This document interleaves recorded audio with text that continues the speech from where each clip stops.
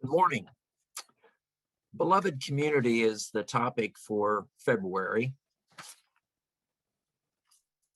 As with most of the monthly topics, I usually start with a lot of questions, but maybe even more so this month. What exactly qualifies as a beloved community? Does it require a certain critical mass of people in order to be a beloved community? Could a group of friends qualify? How about an extended family? UUCCI, the city of Columbus, the United States, perhaps the entire world? Is it possible to be a beloved community when you don't quite reach some preconceived ideal? If so, how close is close enough? And if not, can we really expect perfection? My understanding of beloved community comes almost entirely from Dr. Martin Luther King Jr., who popularized the term back in the 50s and 60s, even though he was not the first person to use it. His view is expansive. He challenged us all to work toward the elimination of economic inequality, poverty, homelessness, hunger, discrimination, bigotry, and racism. As he often expressed it, it was a global vision. How do we set ourselves on the right path toward these lofty goals? So throughout January, I'm thinking about this topic periodically and how to view it in a way that makes sense to me. On the 20th, I plan to take in my first inauguration day in 8 years, and certainly did not expect any insight into my beloved community quandary. But I was wrong. One of the highlights for me was listening to Amanda Gorman read her extraordinary poem, The Hill We Climb. My aha moment came in the final 5 lines of her poem, which read, "When day comes, we step out of the shade, aflame and unafraid. The new dawn blooms as we free it, for there is always light, if only we're brave enough to see it, if only we're brave enough to be it." For me, light is the perfect analogy for beloved community. It's always there if we care enough to look for it. It shows us the pathway forward and demands our attention. Come, let us worship together and seek out the light.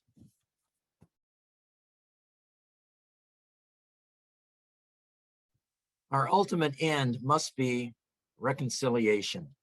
The end must be redemption. The end must be the creation of the beloved community.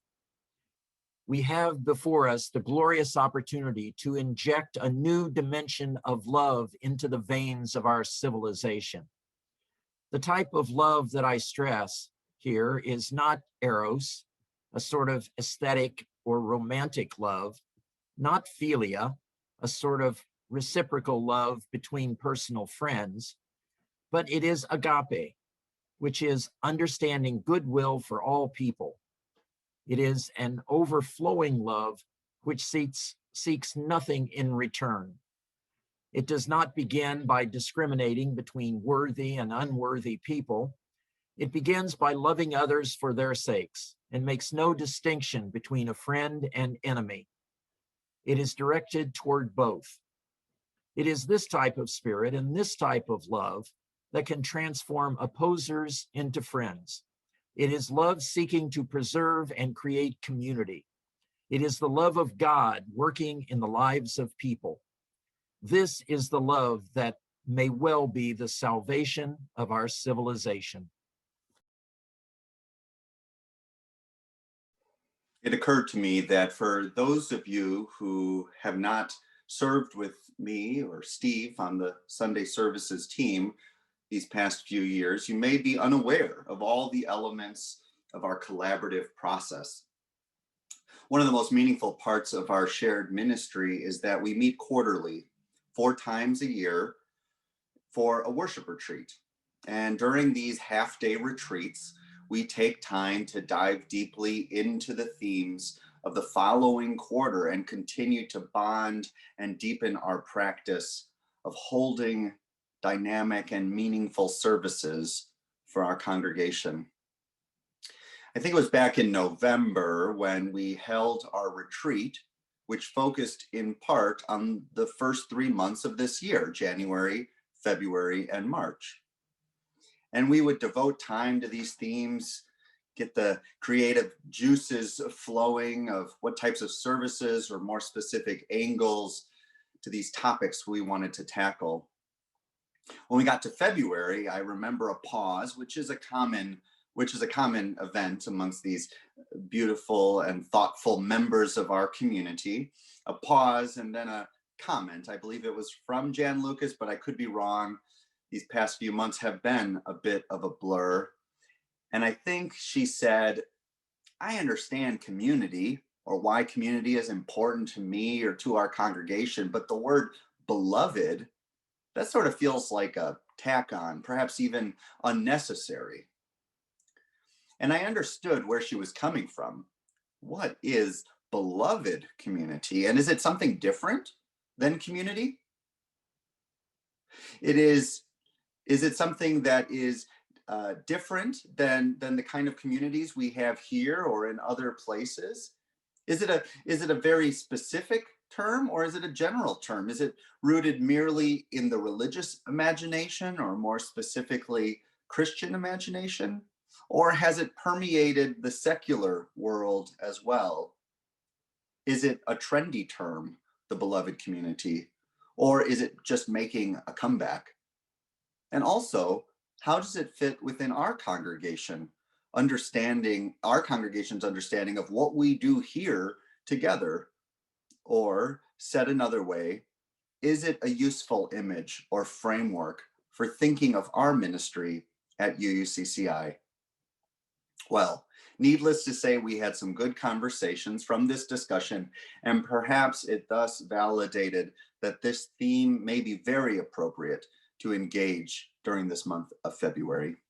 So over the next 4 weeks, we will explore the history and origin of the beloved community, where and how we see UUCCI as a beloved community, and then some very practical tools for striving ever more toward whatever that vision might be for us as a congregation. I would be remiss if I didn't also reiterate the culminating congregation-wide, long-awaited retreat we are holding virtually at the end of the month. As Ann mentioned, and you may have read in our Friday reminder, we will be welcoming the Reverend Sue Cinnamon, who will lead us in a 3-part series with the goal of building cultural competency, furthering cultural competency in our congregation.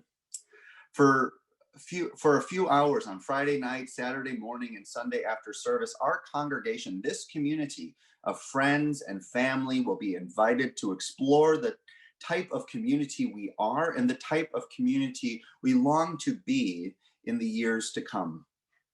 Please, please, please, it is not too late to sign up and attend. I would love to see all of us be a part of this experience.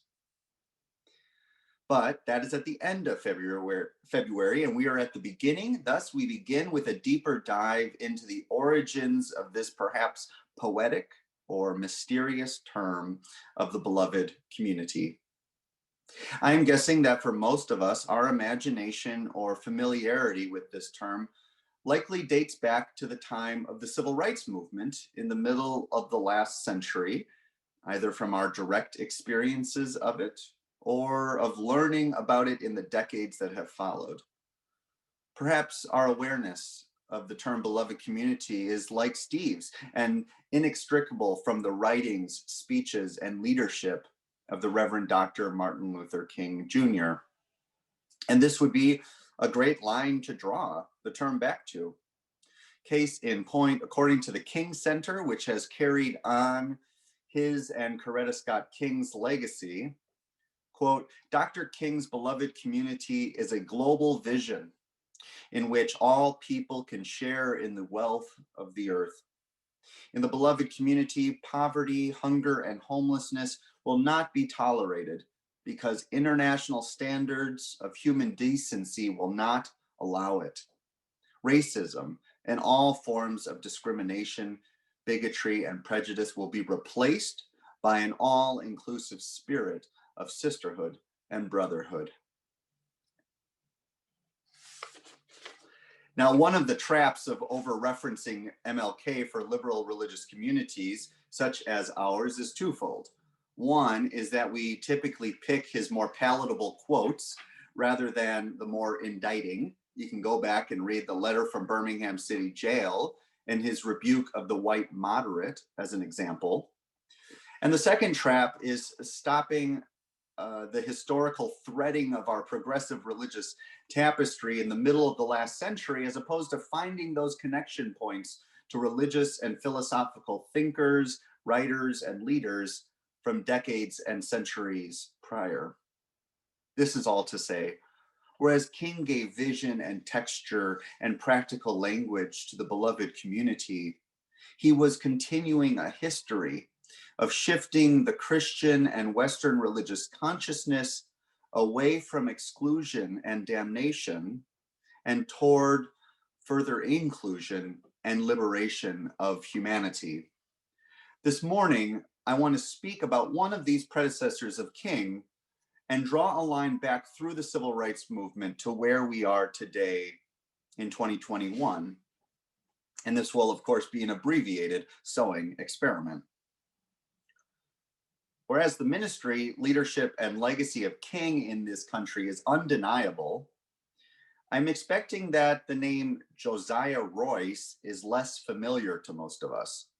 Seriously, did any of you ever heard of the name Josiah Royce?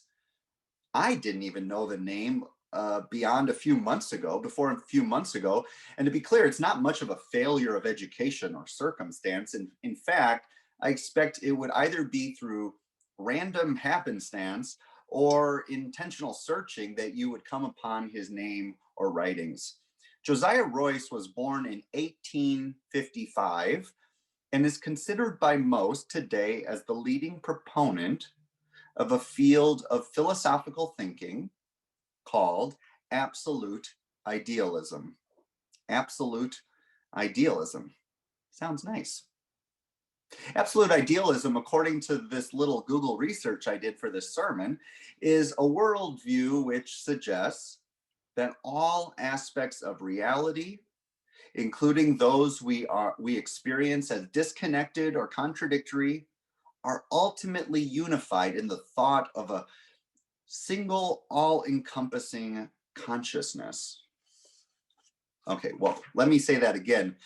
Josiah Royce believed and wrote about something called absolute idealism, which is a belief, quote, that all aspects of reality, including those we experience as disconnected or contradictory, are ultimately unified in the thought of a single, all-encompassing consciousness.